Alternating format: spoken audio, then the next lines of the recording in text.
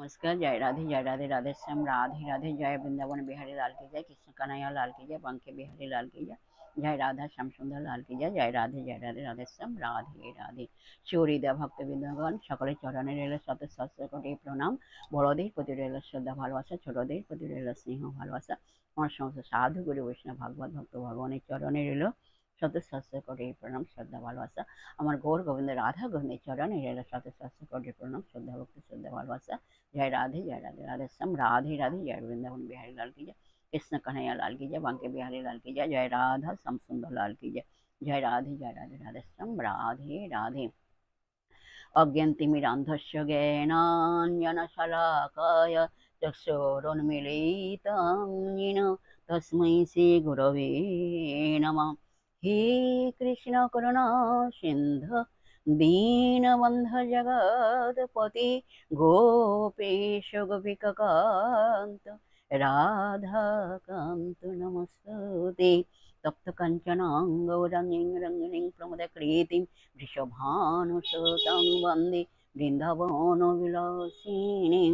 नारायणं नमस्कृत्य नरवैष्णवं नरोत्तमं देवीं सरस्वती चैव वैष्णवं ततो जयमुदीरये।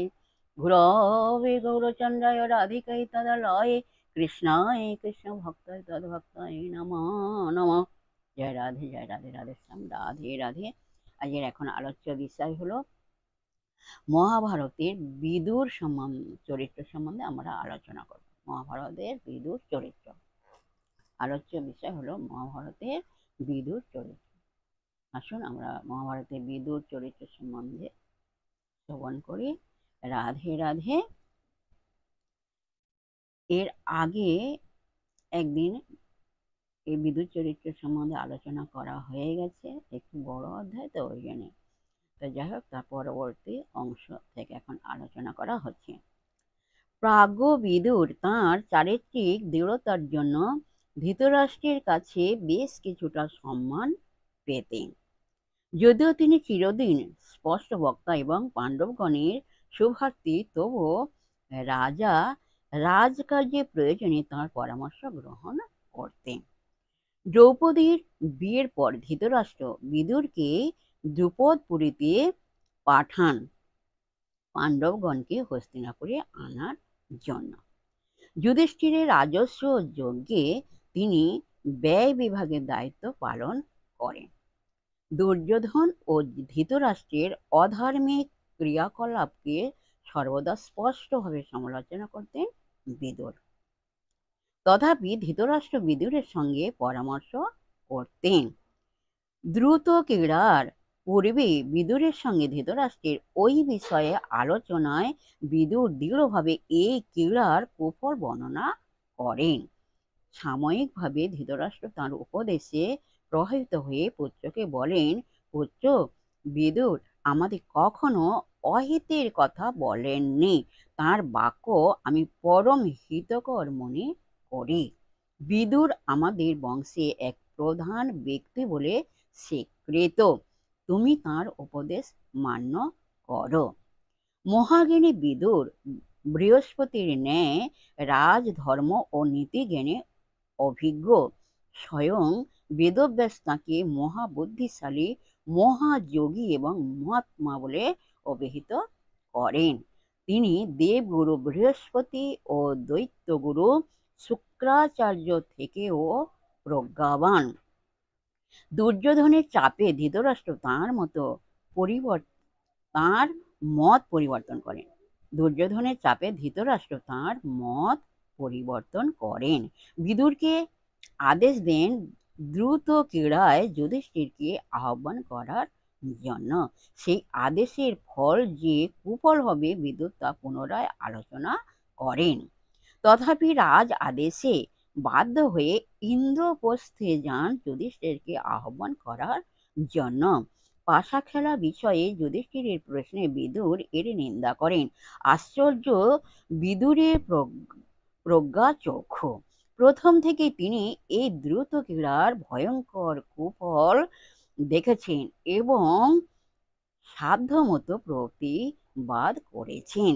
তাঁর দূরদৃষ্টি আমাদের বিস্মিত করে। যুধিষ্ঠির পাশা খেলায় সর্বস্ব হেরে দ্রৌপদীকে পণ রাখেন। সে সময়ে ভীষ্ম প্রমুখ বৃদ্ধদের শরীর ঘর্মাক্ত হয়েছিল। তাঁরা অত্যন্ত ব্যথা পান। বিদুর মাথায় হাত দিয়ে অধোমুখে অচেতনের মতো বসেছিলেন এবং দীর্ঘ শ্বাস ফেলছিলেন।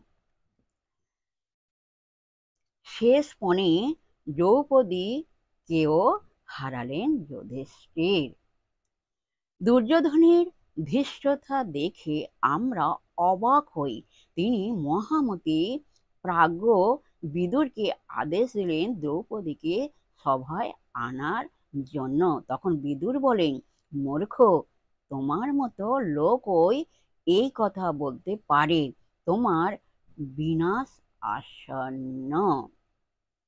তুমি হরিণ হয়ে বাঘগুলিকে অত্যন্ত রাগান্বিত করছো। ওহে অতি মূর্খ, তোমার মাথার উপর কুপিত বিষধর সর্পগণ বসে আছে। তাদেরকে ক্রুদ্ধ করে নিজের সর্বনাশকে আহ্বান করো না। যুধিষ্ঠির নিজেকে হারিয়ে দ্রৌপদীকে পণ রাখেন। অতএব আমার মতে দ্রৌপদী দাসী হতে পারেন না। সেই সভায় বিদুরী তাঁর যদা জাগ্রত সদ্বুদ্ধির প্রেরণায় যথাসাধ্য চেষ্টা করেছেন বারবার এই চরম অধর্মকে নিবারণ করতে। তাঁর সব সৎ যুক্তি ও তিরস্কার ব্যর্থ হয়। এতে কুরুকুলের ধ্বংস হবে তা তাঁর সর্বদাই জানা ছিল। যাই হোক, এই পর্যন্ত আজ বিশ্রাম রাখলাম। পরবর্তী আলোচনা নেক্সট দিন করা হবে। এই অধ্যায়টা একটু বড় আছে তো, তার জন্য।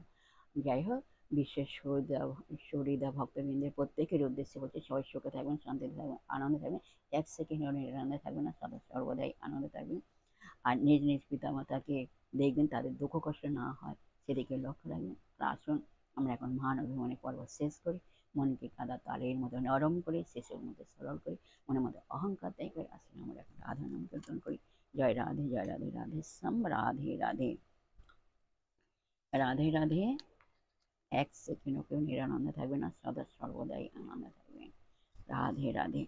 আসুন আমরা এখন রাধা নাম কীর্তন করি। রাধে রাধে।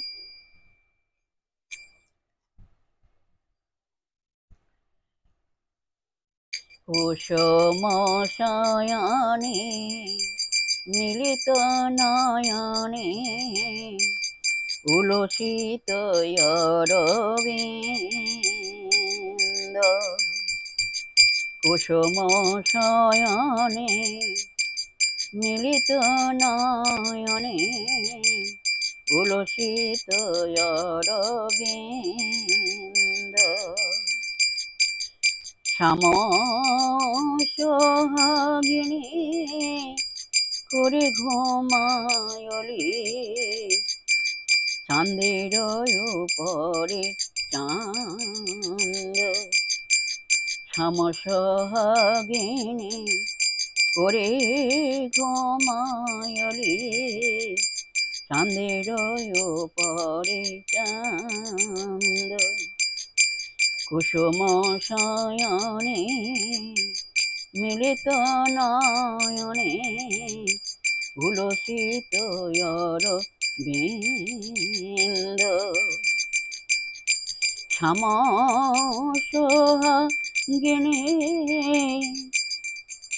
করে ঘুমায়লি, চাঁদের উপরে চাঁদ। তোমরা বলো রাধা রাধা রাধা রাধা, রাধা রাধা বলো, রাধা রাধা রাধা রাধা, রাধা রাধা বলো। তোমরা রাধা রাধা রাধা রাধা, রাধা রাধা বলো, রাধা রাধা রাধা রাধা,